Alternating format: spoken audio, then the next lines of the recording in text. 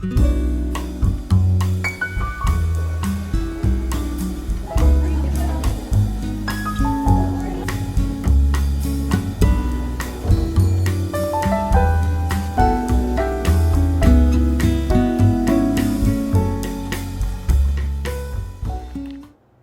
just quit my job.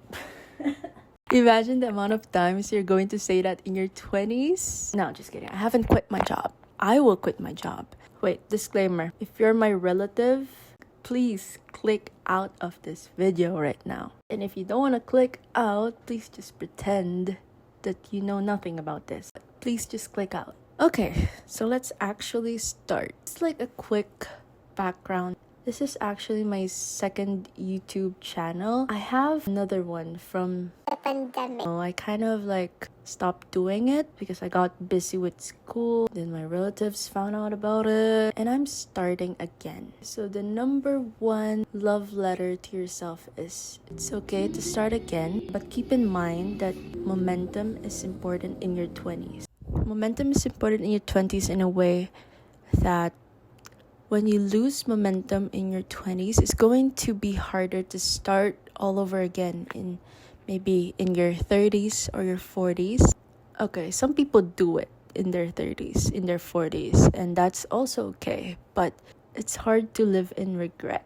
For example, the YouTube channel that I started, it could have grown already if I just posted videos consistent. Some of my friends, loved ones would say that it's really such a shame that I stopped doing that. It's like I wasted so much time. And sometimes I say that to myself, but I feel like that channel doesn't represent me anymore and that continuing it there feels wrong because I lost momentum. So I wanted to start fresh and I actually want to commit to this.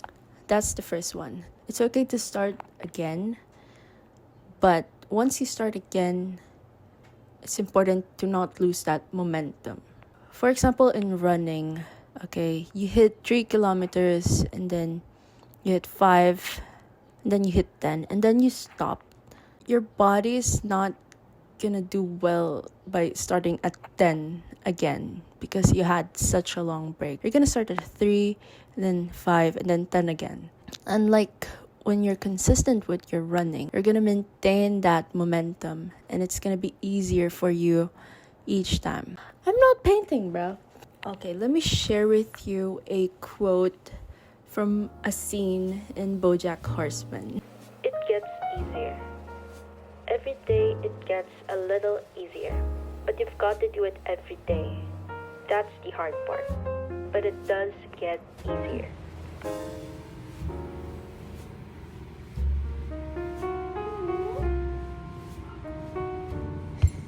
Okay, I'm back. Oh my god, I can't multitask. Fuck. I tried painting it. We're gonna let it dry for a while. Okay, this is the first one that I made. This is the second one. And I'm gonna put like a ribbon over here. So it's supposed to be underneath this when you display it. Basta.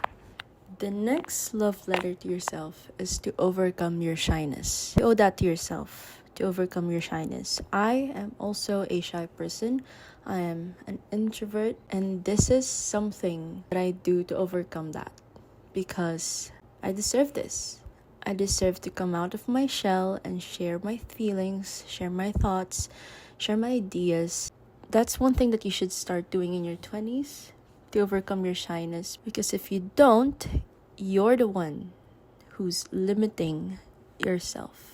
Not other people, not your parents, not your friends, not these influencers, not social media, but yourself. It's hard to live in regret.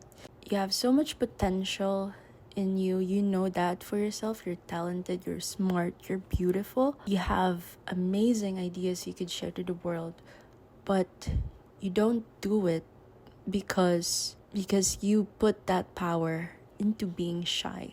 No matter how talented you are, no matter how much potential you have, if you're going to compare that to someone who's just a go-getter, a just do it person, no over planning, no overthinking, I'm just gonna do it, I'm gonna make mistakes, the latter could do so much more than the shy one. Okay, I grew up as a shy kid. I was shy in class. I could see the people around me thrive because they weren't shy. You know how extroverts are valued in the society more than the introverts? Yeah, like that. So that fucked up with my self-esteem a lot. Okay? The shy people there, you know what I'm talking about. Shyness and self-esteem, they are directly proportional. Just imagine what you could have been if you weren't shy. I promise you, it's just gonna build resentment in yourself, and you can only blame yourself for that. You can't always depend on other people to validate you. You can't always wait on them to say that you're doing good. Do know that you're the one who's limiting yourself, because I know I'm a shy person. I burst out of the bubble because I couldn't do it anymore. I couldn't do it to myself anymore because I know that I have so much to offer. I know that I have a lot of ideas in my head. I know that I am talented. Oh my god. I don't like saying it in the camera, but people in my life say that to me a lot. I'm grateful for them.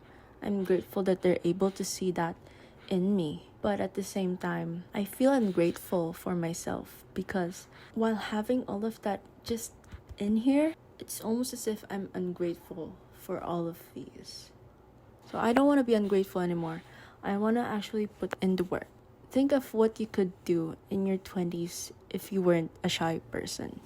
Feed your brain the idea that you're actually not a shy person. Trust me, it works. Make something beautiful out of it through self-improvement, through giving myself the recognition that I deserve for what I do, for the little achievements that I had before that I was overlooking because I was critical with myself. So that's my version of giving back to this temple, which is my body. So, yeah.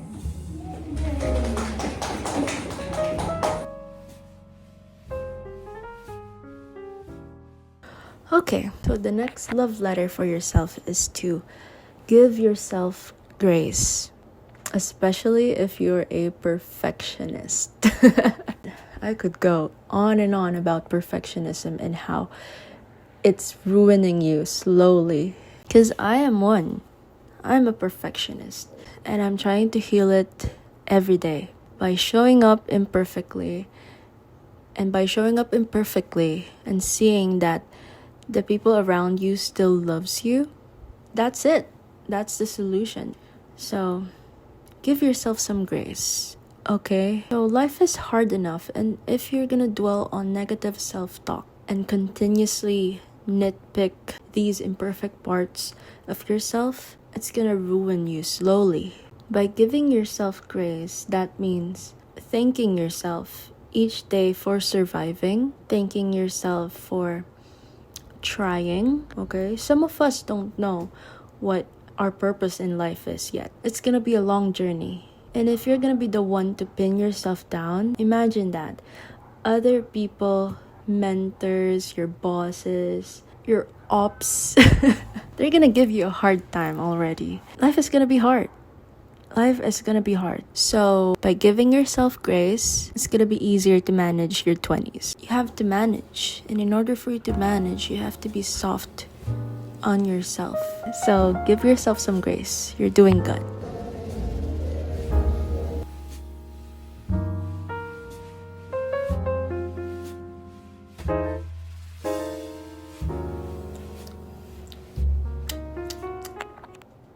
It's cold already. The next one is to stop comparing yourself to others. The most common thing in your 20s is comparing yourself to other people. You can't help it because these are the years where people get married, people get their dream job, people get their shit together. At least that's how they post it on social media. Very rare times people are gonna post about their struggles, about their failures. So it's really easy to start comparing ourselves to other people. especially on social media. People seem like they have their shit together, but really that's just social media. Those are just the best parts of their lives. But even then, if that's actually like how they live 24/7, that should be none of our business. Okay, our business should be building ourselves, growing ourselves, healing ourselves. That should be our only business. Okay, if you're wondering where the painting went, I'm drawing it up here.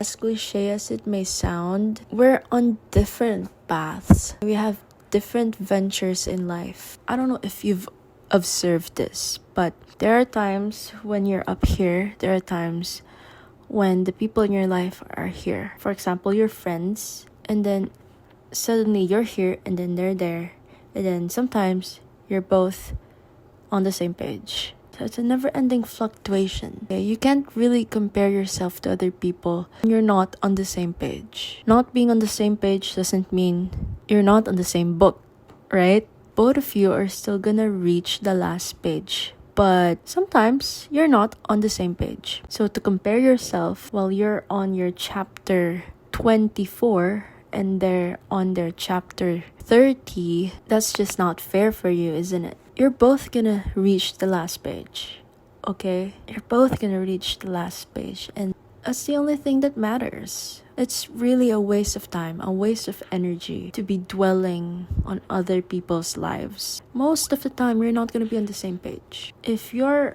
on the same page, you do not compare yourself to them. You connect with them. You connect with them, especially if they're your friend. And if, they suddenly go up and then you're here, you support them. Because the next thing that could happen is that you could also go up there. What I do is I clean my socials. I unfollow people who no longer are relevant in this stage of my life. They don't really matter in your life right now.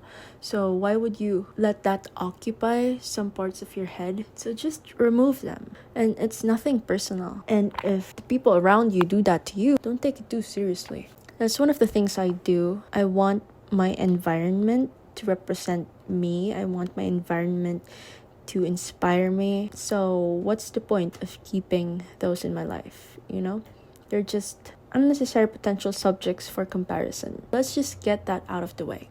Okay, how do you combat this?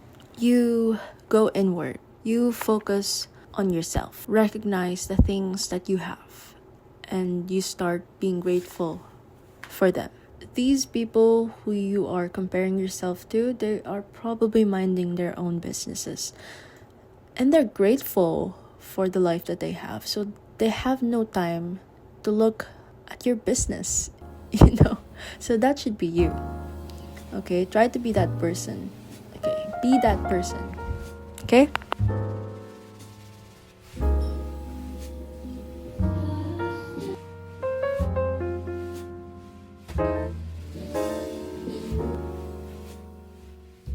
So the next thing is, as cliche as it may sound, you are not alone, okay? I mean that. You are not alone. In your 20s, it's easy to feel that you're alone. But in reality, we're all experiencing the same things. What you're feeling right now, I may have felt it before. What I'm feeling right now, you also may have felt it before. Or you're gonna feel it later in your life. Your friends may have felt it before, your sisters may have felt it before, your parents may have felt it before. We're just experiencing the same things in different settings, in different intensities. Because like what I've said earlier, as much as we don't need to compare ourselves to other people, it's also nice to know that even if we're not in the same phases of our lives, we're all experiencing the same things. But on TikTok, the comment, I could never have a unique experience in my life because you relate so much to a post, even though it's a very unique experience, but you relate to it, and it shocks you almost that other people have experienced this as well. So you're not alone. Okay, we're just experiencing things in different settings, in different intensities. You're not alone.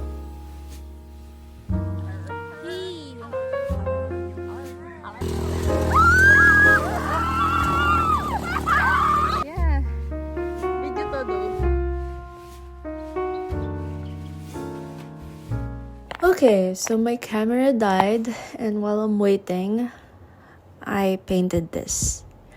I'm gonna finish that before the end of the video. But for the last and most important love letter for your 20s is to give yourself the life that you deserve.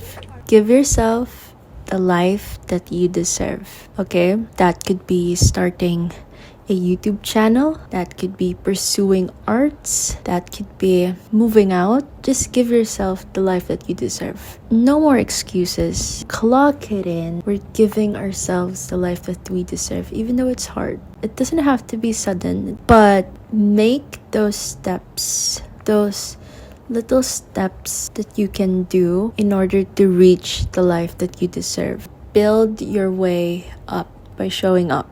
Okay, for example, like you're having a hard time being alone, like you need to have a friend with you before you're able to do this thing that you really want to do. Get out of your comfort zone and do it alone. Go out alone, go to places alone, eat alone. Okay, if I'm out and I see someone who is eating alone, just enjoying their food, enjoying their moment, I'm not gonna feel bad for that person.